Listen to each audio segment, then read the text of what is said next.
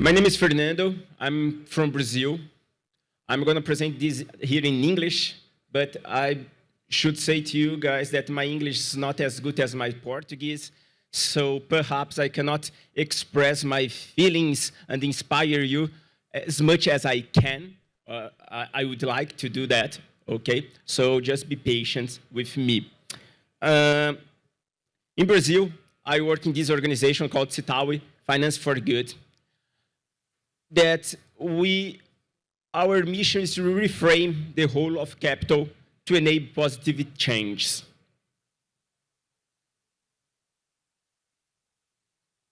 We were founded in 2008. Nowadays in Brazil, we are at the forefront to develop financial solutions and mobilizing capital for social environment impact. Our purpose is to give new meaning to capital. That's the thing. We discuss and we educate organizations to understand what the power of capital in transforming our society. In this sense, we provide here some numbers, but I'm not going to details. But what I would like to bring to you is that in Brazil, we are one of the most active impact investors, not about the deal size, but in the investments we've made in Brazil. We have made more than 60 impact investments in Brazil, and that's quite a lot in our reality. Citaui works in different approaches, but I would like to focus on just two approaches with you guys. The first one is the impact investment, where we bring this concept of empathetic capital. And also, the department where I work more directly is the conservation and climate finance, where we develop those financial solutions for biodiversity conservation and to address climate issues in Brazil. But let's understand the impact investment. What is this empathetic capital that we do there? Empathetic capital is we listen to the business, we listen to the organizations, we try to understand in depth what are their struggles, what are their challenges, and then we bring capital to address those challenges. We develop some tailored solutions for investment for those organizations. We do this in an approach called crowd-lending platform. Crowd-lending platform is a blended finance model we developed in Brazil, where we bring some funders, some philanthropic capital to bring their capital to pay the cost of Citaui, for the operational cost of Citaui, to do due diligence process and to help support the organizations. After we do that, we bring those organizations in the crowd-lending platform. We put that then in evidence, and then the investors, the crowd-lending investors, they start to invest money on those businesses. It's important to say here that the investment capital doesn't pass by through Citaui. We just receive the philanthropic capital to put those organizations in the platform. And then the impact investors, they go directly to the platform to invest over there. What kind of investors we are talking about? We are talking about people. It's the crowd. Somebody can just start to invest with $5, and that goes up, well, how much money as you have to invest over there. So after we lend this money for the organizations, they have the time for payback and so on. And during this period is the time where Citaui is helping them. We are all the time together with those organizations, supporting them to repay the land. And why we do that? Because those organizations, they are not organizations that they are run by, I don't know, some guy that was graduating in the business school over a really famous university in Brazil. Those guys, they are guys from the community. They are guys from the field. They don't really know how to run a successful business. So we need to be close to them to help them on these issues, okay? That doesn't mean that they are not capable, because they have much more knowledge in other aspects than we do. So they understand how to provide the social environment impact that in the end we really want. If in the impact investing department we look and we listen too close to the community and the business, in the department that I run, we listen the nature, okay? What we try to understand is how can we mobilize capital to really conserve biodiversity in Brazil in the meaningful way of biodiversity conservation, really science-based. So we are not talking about some business that they want to do greenwashing, but we need to understand what are the aspects of biodiversity conservation are really integrated in the business, and how can we develop an investment model for these organizations. In this sense, we developed a blueprint, okay? A blueprint is a model financial transaction structure to facilitate and replicable investments in conservation projects.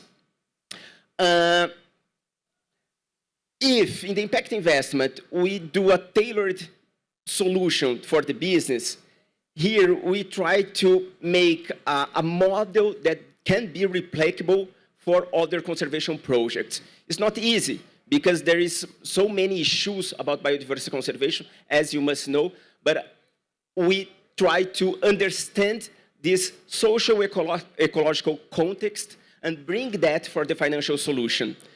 For sure, we rely a lot on philanthropic capital, but one of our expertise is develop blended finance mechanisms. So we try to understand how the philanthropic capital can play an important role to unlock the private capital.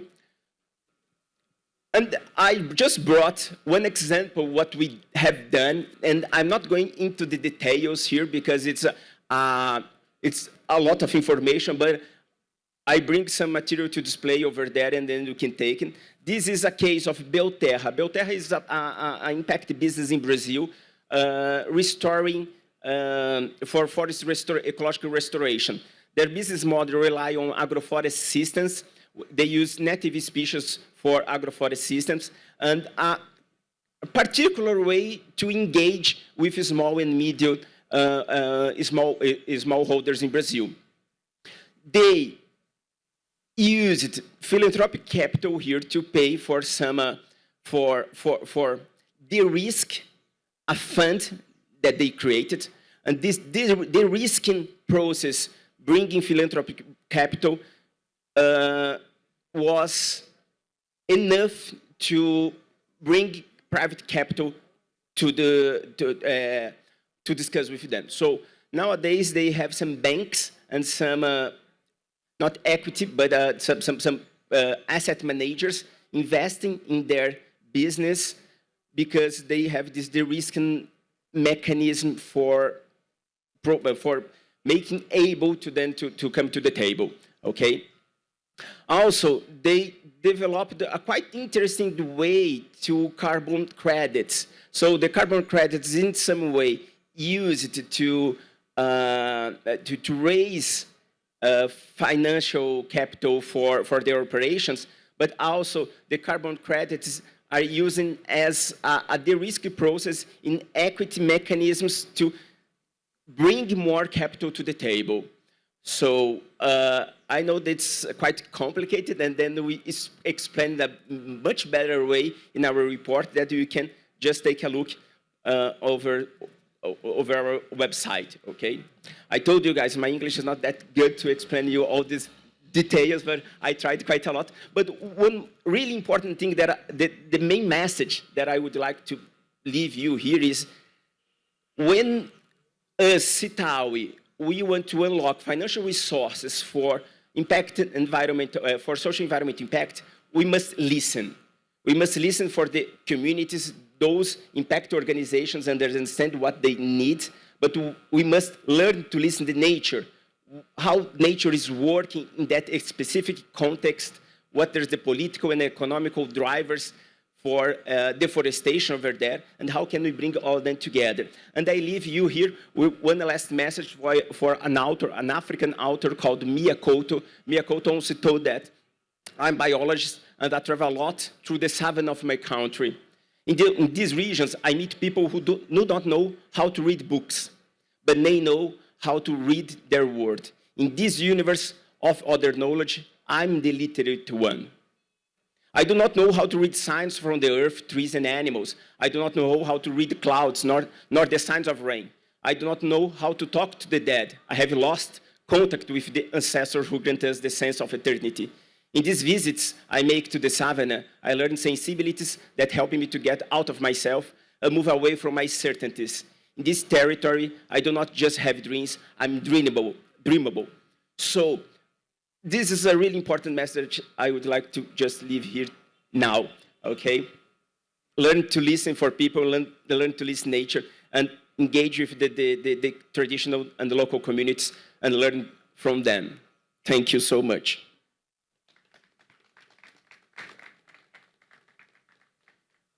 There is a space for questions, or if somebody wants to ask something specifically. Yeah. Well, muito obrigado. So I have two questions. The first one is about the structure of the crowdlending. How does it work? Is it like a digital platform, or is it a committee and people come in? And then regarding the rate of defaults regarding the lending, how is it going with the different projects? Thank you. Obrigado. Sorry, the second question I didn't understand pretty well. Okay.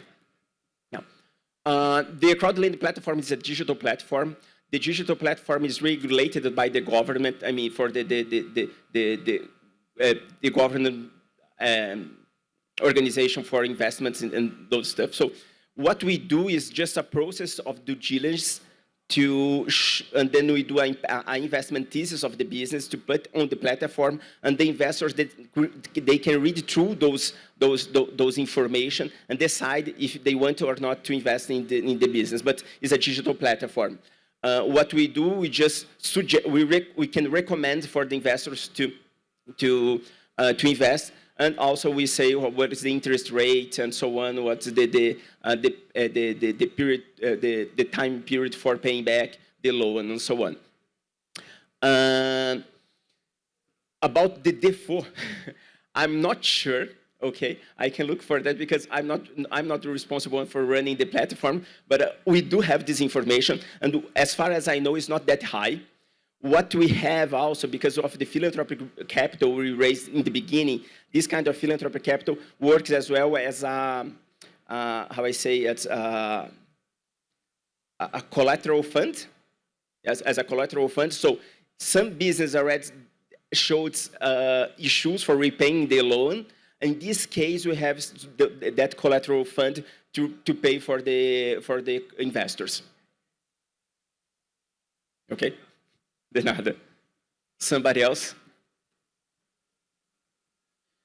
You can always talk with me here today, because I'm going to be here. Yeah, please. Yeah, we can just invest in Brazil because of the regulation. So we can just financially support the organization in Brazil because we cannot send money abroad. But in some partnerships, doing some consultants or some capacity building trainings, we do that abroad. We have done. We don't do that much, but we have done, okay? We are a member of the Latin Pact, which is a network of impact investment organization in Latin America, and then we share quite a lot of our knowledge here in the region. Yes? Please. Okay. The average size of our loan, the deal size, they are not that high, they're quite big, is around, I would say, $50,000, $70,000. Okay, and the repayment period It depends of the organization because are quite of a tailored solution. So we listen to the organization and understand what the capability for repayment. But most of the time is 2 to 3 years. 2 to 3 years.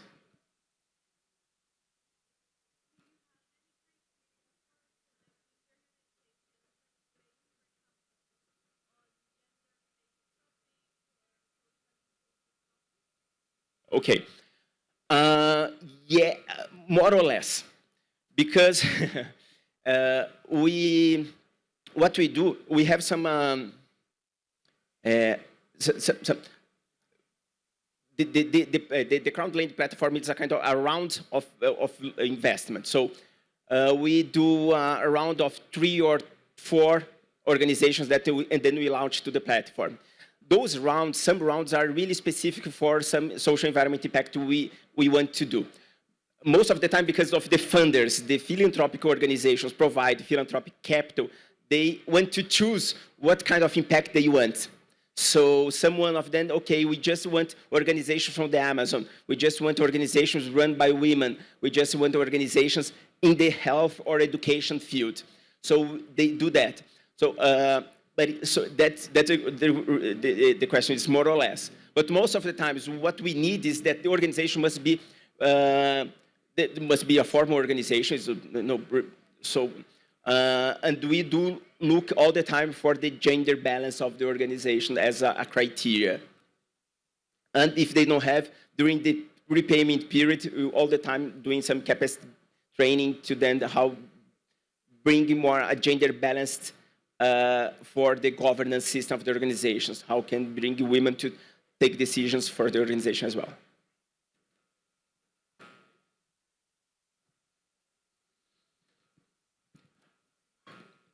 I'm not controlling my time anymore, so,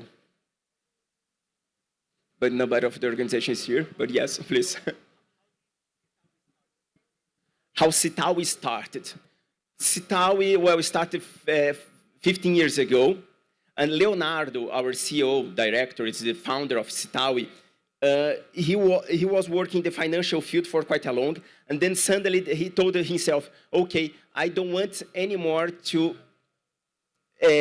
find solutions for rich people, make more money for rich people. So they understand the power of capital to transform in reality. So if I'm doing that with the capital to make more money for rich people, how can you use the power of capital to bring impact for the society? So this was the first idea of Leonardo in the beginning. And all the things we have done so far is in this sense, understand the power of capital to reframe society. And that's really something everybody must understand. Capital is really powerful, and we need to understand how we use this power for our own purposes.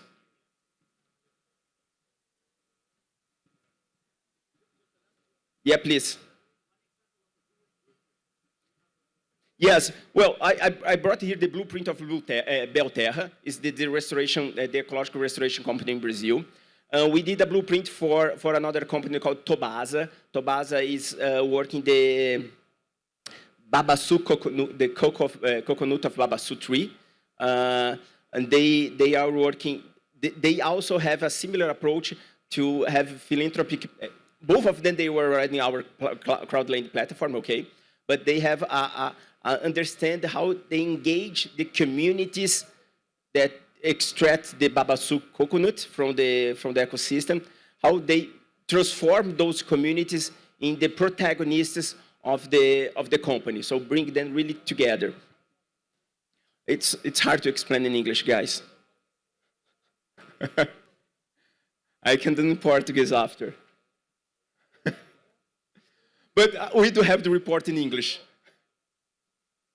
And there, I mean, who asked for the deal size and so on, the repayment, we explained all things in the real financial terms also, you know, because the blueprint is not for the conservationists, it's for the financial sector to understand biodiversity conservation. So we try to bring those blueprints in real financial terms and show to them, guys, here, I mean, you can understand, we can translate biodiversity conservation in financial terms to you if you are willing to partner with us and willing to sit in the table to discuss.